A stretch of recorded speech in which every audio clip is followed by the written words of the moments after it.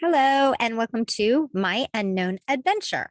I'm your host, Kimberly Anne. I am a full time digital nomad over 50, currently living in a van. This episode is about how to afford full time travel.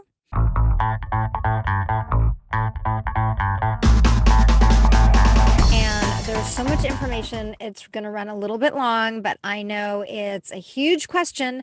So just speed it up and power through. I am currently in Memphis, Tennessee, and so far I absolutely love it here. I won't spend too much on my update except to say that in the last week I have been to Knoxville, which was cute but crowded, Nashville, which I did not like. It was insanely loud. There was competing country music blasting from every bar, nonstop construction, no parking unless you wanted to pay $15 to $30 an hour, no joke, and it was just not van friendly. Currently in Memphis, there is so much history, lots of brick, and the urban beauty that lights me up, and it is super van friendly. So I'm quite happy here so far. A little bit hot, but I love it. And now, so I can keep this episode as short as possible, let's move into how you can afford full-time van travel. There are books on this topic, there are YouTube videos, there are classes, there are blog posts, you name it. I'll link to all of that in the show notes. First of all, I wanted to talk about how I can afford it. So my main source of income is from rental property that I co-own. And it's not a lot, but it's enough so that I can live on a pretty tight budget without working. But I do work. I am a part-time author, and I do have a small amount of monthly income coming in from my royalties because, as I said, I am a fiction indie author. I also have investments, and on this, it's never too late to start. I began by buying a small amount of stock about 10 to 15 years ago. So when I was 40, 45 years old, and I got lucky. My initial quite small investment made 50 times the amount that I invested. I do continue to invest small amounts when I can, and I rarely sell. I look at it as my retirement and my emergency fund. Now for what you've been waiting for. How can you do it?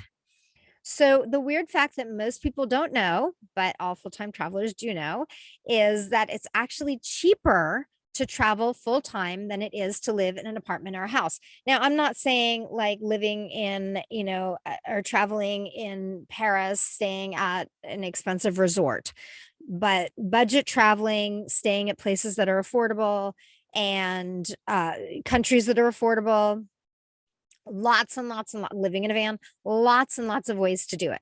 So why is it so expensive to live in a sticks and bricks?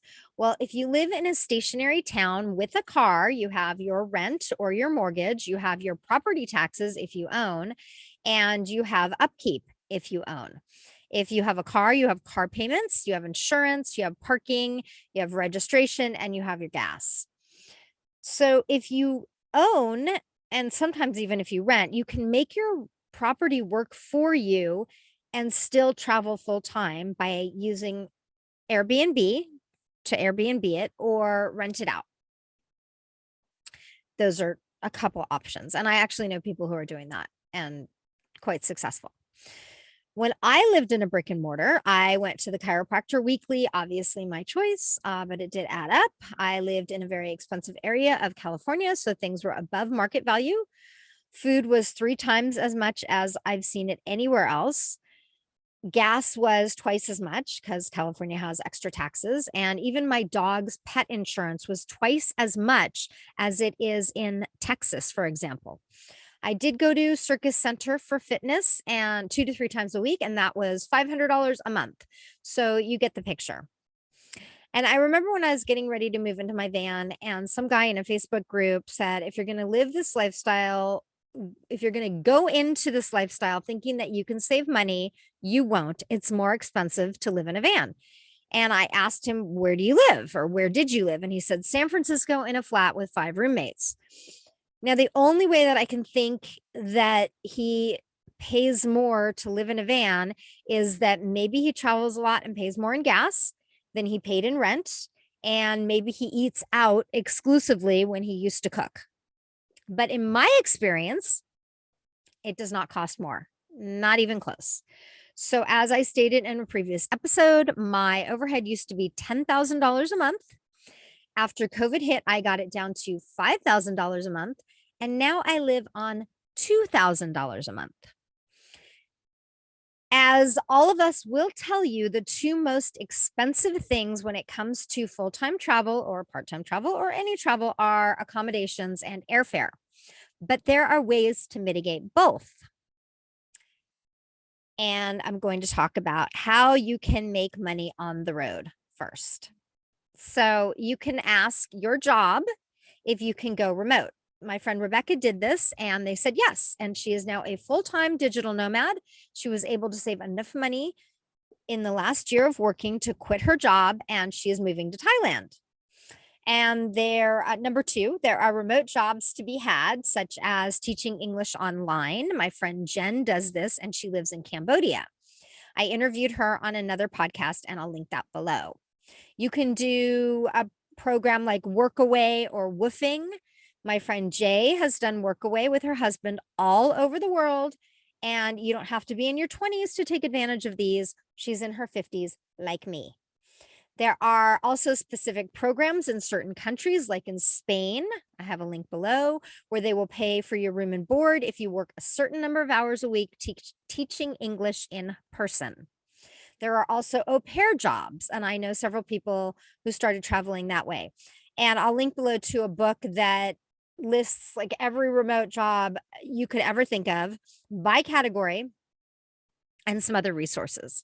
So, and I even interviewed this woman not that long ago who busked her way across the US and Europe. For accommodations, there are house sitting gigs, and my friend Mandy, who I also interviewed, and we'll link below, did house sitting full-time all over Europe while working her remote job.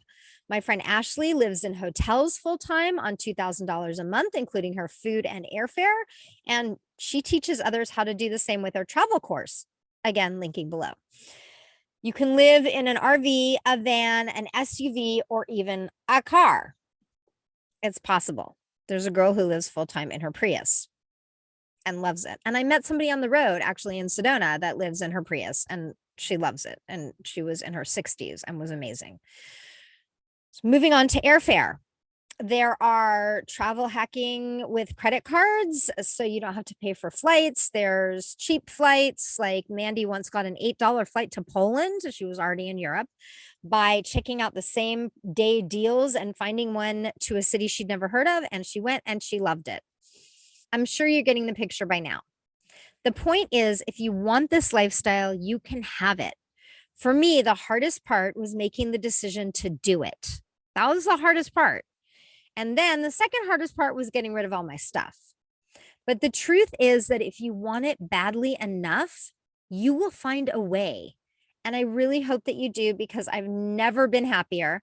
And I'm excited to just wake up every day in a new city and wonder what I'm going to see and what I'm going to experience. And I've never had this much fun.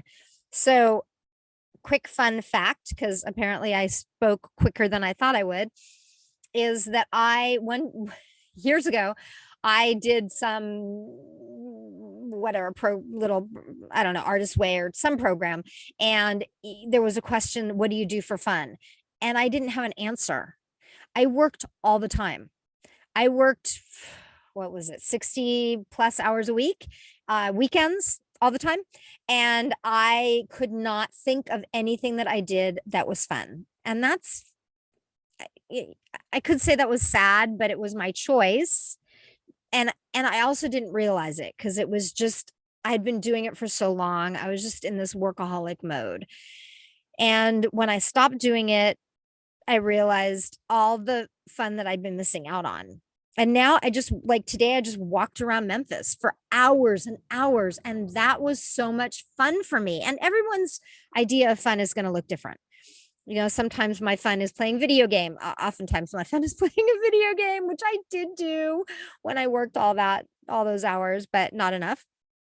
And sometimes my fun is reading a book or going to a museum or watching a stupid show on TV or, Netflix or whatever, or playing with my dog or petting my dog or even looking at my dog. Like right now, he's being absolutely ridiculous.